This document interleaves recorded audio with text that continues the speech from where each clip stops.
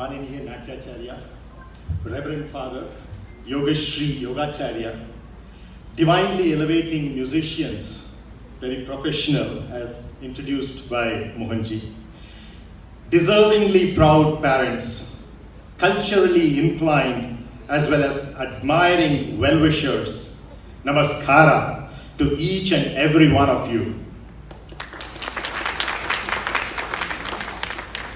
Pardon me as I explore how alert or attentive you all are. Who is the chief guest today? Is it Father de Souza? No, he himself refused to take that job. Is it Yogeshri Kalasur? No. Is it me, Professor Harursampath? No, absolutely not. Fresh from election season, you could probably call it Nota, none of the above. The real chief guests today are not those of us who are on stage now, including Guruji, but those who have been dancing on this same stage today. Gayatri, Ritika, Varalakshmi, Pratima, and Serena, whom I call the Fab Five, with their newly acquired gejes or well-earned salangais or ethereally precious gungrus, the worship-worthy belled anklets. And you could see the importance and significance of this when Mohanji was doing the puja so devotedly.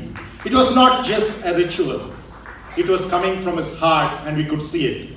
This is the first time I'm meeting Mohanji, but I could see that calmness, the way he addressed, the way he described each and every one of those songs, slowly and deeply. He explained the emotion behind it, the bhava, but at the same time went to its philosophical depth. And that's remarkable, and that has actually penetrated down to the students as well. We've seen just 5, apparently he has a 500. Not only you all, but even the 3 of us, so-called chief guests, who have been ushered onto the stage now, have also become fans of these budding artists. And hence, we'd rather watch them perform than listen to our own speeches, however remarkable and deep they might be. So, even a professor like me, used to delivering 3-hour lectures on the trot, would surely keep it down to about 5 minutes here. Our heartfelt felicitations to the fabulous 5 performers on their Prathama Pravesha and our eternal blessings for their steady ascension or Yetram as in Arangetram to Ranga Pravesha and beyond. Note that I did not wish them a quick or fast ascension in these days of fast food, but a steady ascension, which is far more important to scale greater heights and to maintain that higher altitude. In all classical Indian dances, especially in Kathak and Bharatanatyam, and except perhaps in Manipuri, the precious salangai, if made of brass, is considered a form of the Gandharvas, the heavenly musicians themselves. If made of silver, it's considered Devi Saraswati herself, and if made of gold, Devi Lakshmi herself. The important point to see is that whether it is brass, silver, or gold, they all come from Mother Earth. It's the same source. The sounds might be different, the signs of vibration might be different, and which is why the implications in terms of what it actually refers to. No wonder then that before wearing the gungrus, over their ankles, the dancers reverentially hold them to their head with respect and to their heart with bhakti, apart from getting them invoked by their guru. You all are aware that bells, and there's one big one out there too, I'm going to talk about that as well, are extensively used in worship, whether it's in our own puja rooms, in any temple, or even a church. Father De Souza could probably throw more light for us on the bells in the churches. Unfortunately, he spoke before me. It's the same holy sound of the bell that is so integral to Indian classical dance too. You would have seen those small bells in the salangai. The pleasantly tingling sound of the rhythmic play of the geje bells of a skillful dancer, and we had 5 of them today, creates unbounded joy in our hearts, even in the audience. The graceful movements of the nartakis automatically synchronize with the melodious vibrations of the salangai to attract and charm even heavenly beings, leave alone us human beings and Mother Nature herself. Friends, whether we realize it or not, whether we accept it or not, whether we practice it or not, our entire life is meant to be a celebration. And you could see that smile, that joy in each and every one of those 5 dancers here, except when they needed to express the other 8 bhavas. That joy that was spreading, and it was infectious. Each of us could feel it, irrespective of our age, irrespective of our cultural, religious background. And that's where he talked about Serena transcending religion to spirituality. In fact, I thought it was Serena who had brought in the church aspect. But it was interesting to see history goes back 20 years long. I could believe everything that was said there about him and the Guru and his school, Vaishnavi.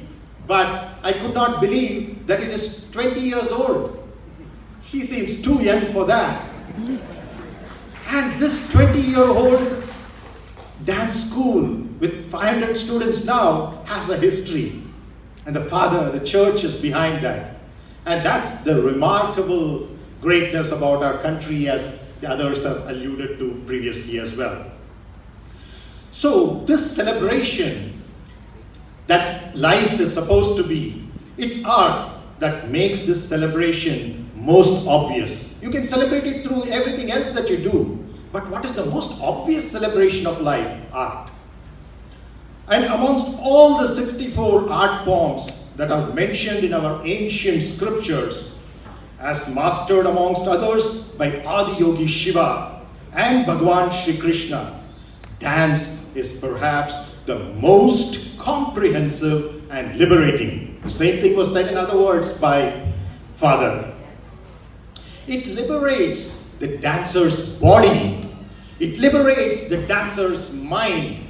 It liberates the dancer's intellect. And most importantly, if done with involvement and dedication as it was done today, it liberates even the dancer's soul, or more precisely, the Atma. If anyone has ever been able to codify and decodify the liberation of the Atma through dance, they have become one with the cosmic principle of Shiva Nataraja. And the foremost human example of this was Bharata Muni himself, depicted through his Natya Shastra. Yogeshri Vardhamanji could describe this Natya Yoga better than me, but again, unfortunately, he spoke before me. Yantaro Mahanubhavalu, Andariki Ma Vandanamu. In this context, I recollect another young yet accomplished Bharata Natyangana, Srimati Kavya Santosh Shanmugam, who Namma Bengaluru lost to Chennai. No, it's not sad, through matrimony. Yours truly had the privilege of presiding over a few of her many brilliant solo performances in this very hall, ADA Rangamandira. Her parents are with us today, I don't know where. And we need many more such dedicated mission mode parents with a lofty vision. Believe me, it's not easy. But being a parent myself of 2 lovely daughters, Kushi and Atmika, I can vouch that it's worth attempting. And I'm sure or rather hope my mother will agree too. May the Natyacharyas of Vaishnavi Natyashala, even beyond Mohanji, continue to be inspired by Bharata Muni to train and evolve our budding Gen Z, Generation Z, and beyond into celebrities, not necessarily of the glamorous kind, but in the truest sense of that word celebrity, to celebrate life as a whole. Hearty congratulations and wishes to Mithun Shyamji, the Guru Prasads, the Marans, the Raos, the Francis, and their extended families here, and maybe who will see on videos later too. May every one of the 5 disciples making the Prathama Pravesha today transform not only their own lives into a celebration, but also render it a celebration for everyone who witnesses their Natya, who comes across them or interacts with them. Because remember, in a few contexts, it was probably unintentionally said that these students are doing remarkably well. One is going to be an engineer, one has got 94% in PUC, one is a table tennis champion, one is an athletics champion, etc. As if it's difficult to do these things together. But in reality, the study has not been done very deeply. There has been study on what is called as the Sanskrit effect, where the brain is supposed to literally grow. And these are studies done in Harvard and many other top medical colleges around the world. When one is doing a Sanskrit mantra recitation, and probably such deep studies have not yet been done on dance. And I think especially Bharatanatyam would help, if done properly, of course, under great gurus like Mohanji. It could actually literally lead to increase in brain size in terms of the operationalization of the mostly dormant cells. Even most of us, you might call me a professor, but most of my brain cells are dormant too. But when you involve yourself in art and culture and things like that, it can make a huge difference. And that is also showing in them. It's not just that they're studying, but the fact that they're dancing is also affecting their studies in a positive way, unlike what most people think. So for everyone who witnesses their Natya, who comes across them or interacts with them in any manner whatsoever, I would like their lives to become a celebration too, because it would unravel the omnipresent divinity inherent in their sacred kala, Bharatanatyam. Bharat Mata ki Jai! Bharata Muni ki Jai! Thank you. God bless.